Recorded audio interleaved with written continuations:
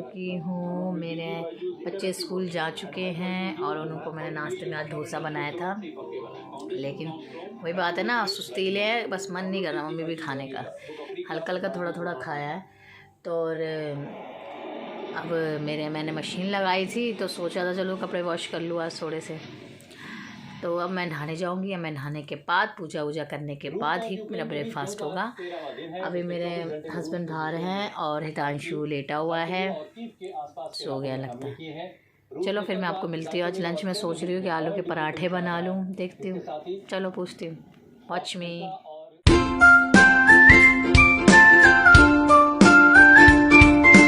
गर्मी आ गई है, बच्चे भी स्कूल से आ गए हैं और ये देखिए टी शर्ट और कच्छों में आ गए हैं, अपने अवतार रूप में आ गए हैं। हितांशु के लिए भी थोड़ी ठंड है। अलमीरा तो बंद कर, इनके लिए गर्मी आ गई है। चलो अब हमारा आज का ब्लॉग शुरू करते हैं। और आजकल आपने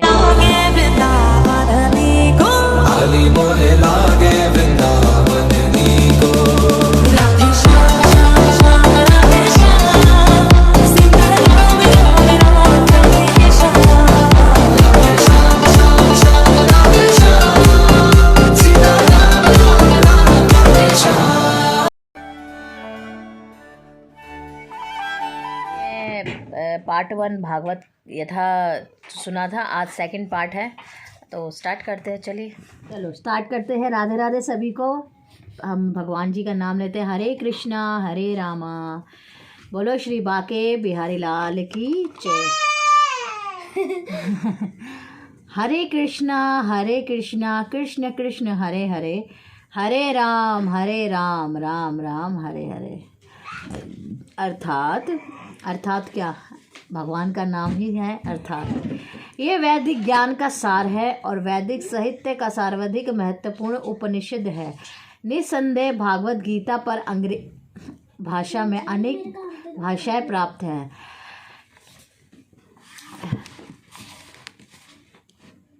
इमं विस्मते योगम प्रकृतवान हम व्याम विश्वस्मानं नमे प्रहा मनुरक्षि कावकेश अवृत एवं परंपरा प्राप्तितम राजश्रेयो विदुहा सा कलेनः महत योगो नष्टः परंतम सा कालनेहा महत योगो नष्टः परंतम सा एवाय माया ते अध योग प्रोक्ता पुरातनः भक्तो आशीष में सखा चेती रहस्यम होतु दुत्तमम्।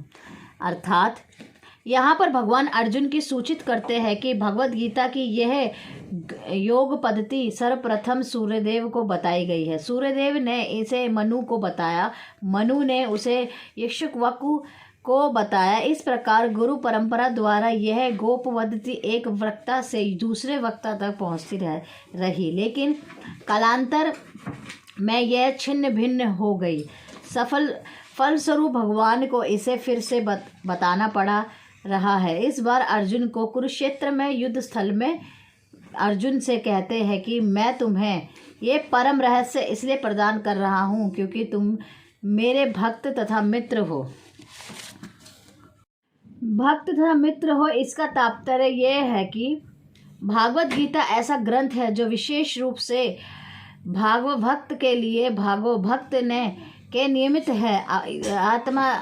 अध्यात्मवादियों की 3 श्रेणियां हैं: ज्ञानी, योगी, भक्त या निर्विशेषवादी। परंपरा का प्रथम पात्र बना रहे क्योंकि प्राचीन परंपरा खंडित हो गई थी। अतः ये भगवान की इच्छा थी कि सूर्यदेव से चली आ रही विचारधारा की दशा में ही अन्य परंपरा स्थापित की जाए, और उनकी ये इच्छा थी कि उनकी शिक्षा का वितरण अर्जुन द्वारा नए सिरे से हो। वे चाहते थे कि अर्जुन भागवत गीता ज्ञान का प्रामाणिक विद्वान बने। अतः हम देखते हैं कि भागवत गीता का उपदेश अर्जुन को विशेष रूप से दिया गया क्योंकि अर्जुन भगवान का भक्त, प्रत्यक्ष शिष्य तथा अनिष्ट मित्र था। अतः जिस व्यक्ति में अर्जुन जैसे गुण पाए, और आज के युग में अर्जुन जैसे गुण पाने बहुत ही असंभव है, लेकिन हम उनकी कुछ चीज़ें अपने में ढालने की कुछ कोशिश कर सकते हैं। ऐसा नहीं है कि भगवान इंसान के अंदर भगवान नहीं है, भगवान है,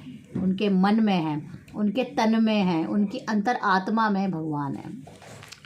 जाते हैं भगवान भागवत गीता को सबसे अच्छी तरह समझ सकता है। कहने का तात्पर्य यह है कि भक्त को भगवान से प्रत्यक्ष रूप से संबंधित होना चाहिए। जो ही कोई भगवान का भक्त बनना चाहता है तो ही उसका सीधा संबंध भगवान से हो जाता है। यह एक अत्यंत विषाद विषय है, लेकिन संक्षेप में यह बताया जा सकता है कि भक्त तथा भगवान के मध्य 5 प्रकार का संबंध हो सकता है।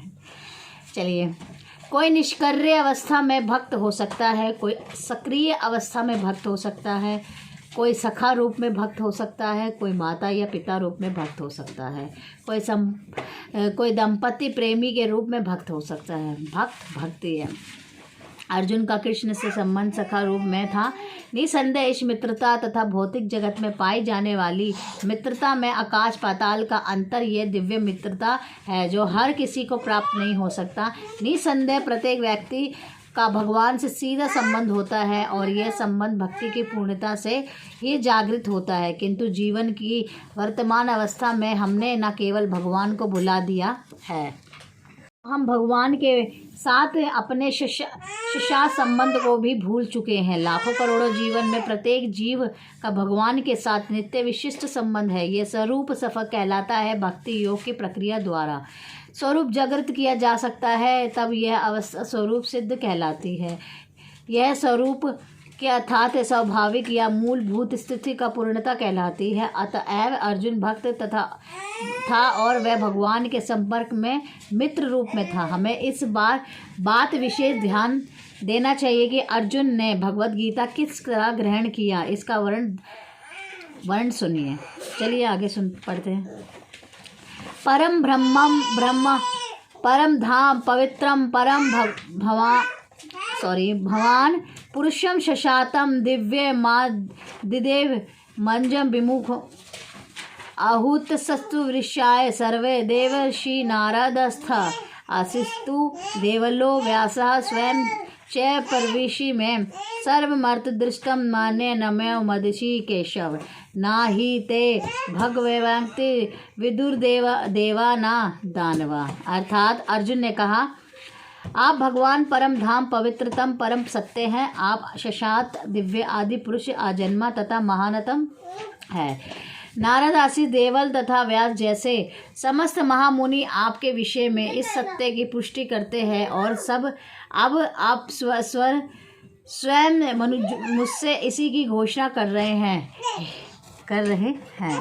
हे कृष्ण, आपने जो कुछ कहा है उसे पूर्ण रूप से मैं सत्य मानता हूँ। हे प्रभु, ना तो देवता और ना असुर ही आपके व्यक्तित्व को समझ सकते हैं। भगवान से भागवत गीता सुनने के बाद अर्जुन ने कृष्ण को परम ब्रह्म स्वीकार कर लिया। प्रत्येक जीव ब्रह्म है, लेकिन परम पुरुषोत्तम भगवान परम ब्रह्म है।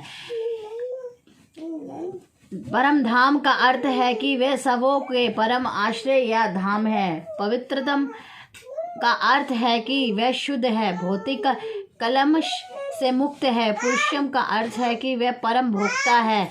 शशातम अर्थात आदि सनातन, दिव्य अर्थात दिव्य आदि देवम भगवान आजन्मा तथा विमुख अर्थात महानतम है। अर्जुन ये भी कहता है कि भगवान जो व्यक्तित्व को समझ पाना बहुत कठिन है, यहाँ तक कि बड़े बड़े देवता भी उन्हें ही समझ पाते। अतः मानव मात्र भक्त बने बिना भगवान श्री कृष्ण को कैसे समझ सकता है। अतः भागवत गीता को भक्ति भाव से ग्रहण करना चाहिए। किसी को ये नहीं सोचना चाहिए कि कृष्ण के तुल्य है, ना ही ये सोचना चाहिए कि कृष्ण सामान्य है, पुरुष है। ये एक महान व्यक्तित्व के भगवान श्री कृष्ण सात पुरुषोत्तम भगवान है। अतः भागवत गीता के कथा अनुसार ये भागवत गीता को समझने का प्रयत्न करने वाले अर्जुन के कथा अनुसार हमें सिद्धांत रूप में कम से कम इतना तो स्वीकार कर लेना चाहिए कि श्री कृष्ण भगवान हैं और उसी विनती भाव से हमें भागवत गीता को समझ सकते हैं। जब तक कोई भागवत गीता का पाठ विनम्र भाव से नहीं करता तब तक उसे समझ पाना अत्यंत कठिन है, क्योंकि यह एक महान रहस्य है। तो भागवत गीता क्या है? भागवत गीता का प्रयोजन मनुष्य को भौतिक संसार के अज्ञान से उबारना है। प्रत्येक व्यक्ति अनेक प्रकार की कठिनाइयों से फंसा रहता है। जिस प्रकार अर्जुन भी कुरुक्षेत्र में युद्ध करने के लिए कठिनाई में था, अर्जुन ने श्री कृष्ण को शरण ग्रहण ली। फलस्वरूप इस भागवत गीता का प्रवचन हुआ। सुनिए आगे। यो अयम योग संस्थाय प्रोक्ता सामयन मधुसूदन यथा सहम नापयश्यामि चञ्चलत्वात् स्थितं स्थिराम। अर्थात चुप करा ले से। अर्जुन ने कहा, हे मधुसूदन, आपने जिस योग पद्धति का संक्षेप में वर्णन किया है वह मेरे लिए अव्यावहारिक तथा आहसत प्रतीत होती है, क्योंकि मन अस्थिर तथा चंचल है। लेकिन भगवान कहते हैं, योग नामापि सर्वेशम मत गाते नान्तरात्माना श्रद्धावान भजते यो माम सा ये युक्त तमो मतः। अर्थात संपूर्ण योगियों में जो श्रद्धावान योगी भक्ति योग के द्वारा प्रेमी आज्ञा का पालन करता है, अपने अंतर में मेरे बारे में सोचता है, मेरी दिव्य प्रेम भक्ति सेवा करता है, वह योग में मुझसे परम घनिष्ठता पूर्वक युक्त होता है और सब में श्रेष्ठ यही मेरा मत है। अतः जो सदैव परमेश्वर का चिंतन करता है वह एक समय में सबसे बड़ा योगी, सर्वोच्च ज्ञानी, महानतम भक्त है। अर्जुन से भगवान आगे भी कहते हैं, क्षत्रिय होने के कारण वह युद्ध का त्याग नहीं कर सकता, किंतु यदि श्री कृष्ण का स्मरण करते हुए युद्ध करता है तो वह मृत्यु के समय कृष्ण का स्मरण कर सकेगा। परंतु इसके लिए मनुष्य को भगवान की दिव्य प्रेम भक्ति सेवा पूर्णतः समर्पित होना होगा। वास्तव में हम अपने शरीर से भी अपितु अपने मन तथा बुद्धि में कर्म करते हैं। अतएव यदि मन तथा बुद्धि सदैव परमेश्वर के विचार में मगन रहे, स्वाभाविक है इंद्रियां भी उनकी सेवा में लगी रहेगी। इंद्रियों के कार्य कम से कम 12 से तो वह ही रहते हैं, लेकिन चेतना बदल जाती है। भगवत गीता हमें सिखाती है। हाँ जी, दे दे हार्दिक, दे दिया। वास्तव में हम कृष्ण की सेवा में लग जाता है, सारी इंद्रियां स्वतः उनकी सेवा में लग जाती है। यह कला है कि ये भागवत गीता का रहस्य भी है। श्री कृष्ण का विचार में पूरी तरह मग्न रह जाए। आधुनिक मनुष्य ने चंद्रमा तक पहुंचने के लिए कठोर संघर्ष किया है, लेकिन उसने अपने आत्माधिक उत्थान के लिए कठिन प्रयास नहीं किए। यदि मनुष्य को 50 वर्ष आगे जीना है तो उसे चाहिए कि उसे थोड़े से समय को भगवान का स्मरण करने का अभ्यास में लगाए। ये अभ्यास भक्ति योग है। चलो वाच पढ़ते हैं। श्रवणम कीर्तनम विष्णु स्मरणम पाद सेवनम आचरणम वंदनम दहस्यम सख्या मातृ निवेदनम। अर्थात ये 9 विधियां हैं जिनमें से स्मरण सबसे सुगम है। भागवत गीता का किसी स्वरूप पर सिद्ध व्यक्ति से स्मरण उस व्यक्ति को भगवान के चिंतन की ओर मोड़ देगा। इससे परमेश्वर का स्मरण होगा। शरीर छोड़ने पर आध्यात्मिक शरीर प्राप्त होगा जो परमेश्वर की संगति के लिए उपयुक्त है। भगवान आगे भी कहते हैं, अभ्यास योग युक्तेन चेतना नान्यगम्यमिना परम पुरुषों दिव्यम यति प्रार्थना चिंतन। हे अर्जुन, जो व्यक्ति पथ पर विचलित हुआ बिना अपने मन का निरंतर मेरा स्मरण करने में व्यस्त रहता है, भगवान के रूप में मेरा ध्यान करता है, मुझको अवश्य प्राप्त होता है। यह कोई कठिन पद्धति नहीं है, लेकिन इसे किसी अनुभवी व्यक्ति से सीखना चाहिए। तत्विज्ञानार्थ सा गुरु मेवा भिगछते। मनुष्य को चाहिए कि जो पहले से अभ्यास कर रहा हो उसके पास जाए। मन में संदेह सदैव इधर उधर भटकता रहता है, किंतु मनुष्य को चाहिए कि मन को भगवान श्री कृष्ण स्वरूप पर या उनके नामोच्चारण पर केंद्रित करने का अभ्यास करे। मन स्वभावतः चंचल है, इधर उधर जाता रहता है, लेकिन यह कृष्ण की ध्वनि पर स्थित हो सकता है। सोच सकता है कि चूंकि कृष्ण अर्जुन के मित्र थे, अतएव अर्जुन ये सब चटुकर्ता के रूप में कह रहा था। लेकिन अर्जुन भागवत गीता के पाठकों के मन से इस प्रकार के संदेह को दूर करने के लिए अगले श्लोक में इस प्रशंसा की पुष्टि करता है, जब वह कहता है कि हे कृष्ण, कृष्ण को मैं ही भगवान नहीं मानता, अपितु नारद, असित, देवल तथा व्यासदेव जैसे महापुरुष भी भगवान स्वीकार करते हैं। ये सब महापुरुष हैं जो समस्त आचार्य द्वारा स्वीकृत वैदिक ज्ञान का वितरण करते हैं। अतएव अर्जुन श्री कृष्ण से कहता है कि जो कुछ भी कहते हैं उसे वह पूर्ण सत्य मानता है। सर्वमेद दत्तम मान्यम, आप जो कुछ कहते हैं उसे वह पूर्ण सत्य मानता है। सर्वमत दैत्य मान्य, आप जो कुछ कहते हैं उसे वह सत्य मानता हूँ। गीता ध्यानशीलस्य प्राणायाम परस्य च नैव शान्तिः पापनि पूर्व जन्म कृतानि च। यदि कोई भगवत गीता को निष्ठा तथा गंभीरता के साथ पढ़ता है तो भगवान की कृपा से उसके सारे पूर्ण दुष्कर्मों से फलों का उस पर कोई प्रभाव नहीं पड़ता। भगवान भगवत गीता के अंतिम अंश में जोर देकर कहते हैं, सर्वधर्म परित्यज्य ममेकं शरणं व्रज, अहम तम सर्व पापभ्यो मोक्षयिष्यामि मा शुचः। सब धर्मों को त्याग कर एकमात्र मेरी ही शरण में आओ, मैं तुम्हें समस्त पापों से मुक्त कर दूंगा। तुम डरो मत। इस प्रकार अपनी शरण में आए भक्तों को पूरा उत्तरदायित्व भगवान अपने ऊपर ले लेते हैं और उसके समस्त पाप को क्षमा कर देते हैं। मलिनेमोचनम पुषम जल स्नानम दिने दिने, सकृद गीता अमृत स्नानम संसार मलनशनम। मनुष्य जल में स्नान करने नित्य अपने को स्वच्छ कर सकता है, लेकिन यदि कोई भागवत गीता रूपी पवित्र गंगा जल में एक बार भी स्नान कर ले तो वह भौतिक जीवन की मलिनता से सदा सदा के लिए मुक्त हो जाता है। गीता सुगीता कर्तव्य किमन्य शास्त्र विस्तारे, या स्वयं पद न भय मुख पद दितनी श्रुता। चूँकि भगवत गीता भगवान के मुख से निकलती है, अतएव किसी के अन्य वैदिक सत्य को पढ़ने के लिए आवश्यकता नहीं रहती। उसे केवल भगवत गीता का ही ध्यानपूर्वक तथा मनोयोग से स्मरण तथा पठन करना चाहिए। वर्तमान युग में लोग संसारिक कार्यों में इतने व्यस्त हैं कि उनके लिए समस्त वैदिक साहित्य का अध्ययन कर पाना मुश्किल है। ये देखिए हमारे भक्ति वेदांत स्वामी प्रभुपाद जी, ये देखिए, हरे कृष्णा हरे कृष्णा हरे कृष्णा कृष्ण कृष्ण जय हो। इस कलयुग में जो लोग पर्याप्त बुद्धिमान हैं वे भगवान की उनके पार्षद सहित संकीर्तन यज्ञ द्वारा पूजा करेंगे। अरे वाह।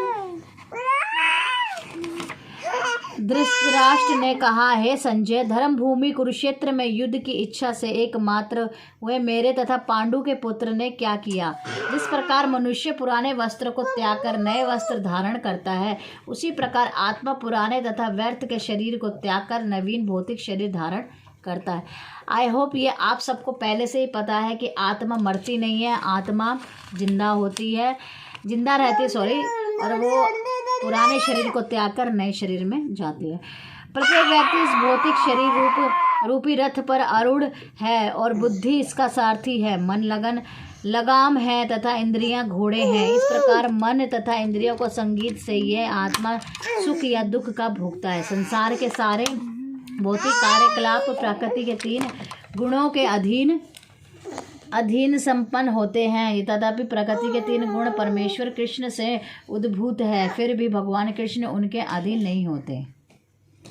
भगवान के भगवान है, वो किसी के अधीन होंगे। कम बुद्धि वाले व्यक्ति देवता को अनुग्रह पाने की आशा करते हैं और ऐसी वस्तुएं प्राप्त करते हैं जो अस्थायी होती है, मृत्यु के समय समाप्त हो जाती है। वास्तव में ये सारे लाभ भगवान द्वारा प्रदान किए जाते हैं। योग में सिद्ध योगी अपने शरीर को त्यागने के स्थान तथा समय की व्यवस्था कर सकते हैं। अन्य मनुष्य को इस पर कोई वश नहीं होता। भागवत गीता में बताए गए हैं कि और इस ज्ञान के द्वारा सबके लिए खुले हैं। चिंतन करने के पास पहुंच सकते हैं, क्योंकि उनका स्मरण चिंतन हर एक के लिए संभव है। भगवान आगे भी कहते हैं, मम ही पार्थ व्यापाश्यते ये अपि यसु पाप योनाय स्त्रियो वैस्थथा शूद्र सस्त अपि यन्ति परम गतियम किम पुण्य ब्रह्माणः। अभी दे रही हूँ। पुण्य भक्ता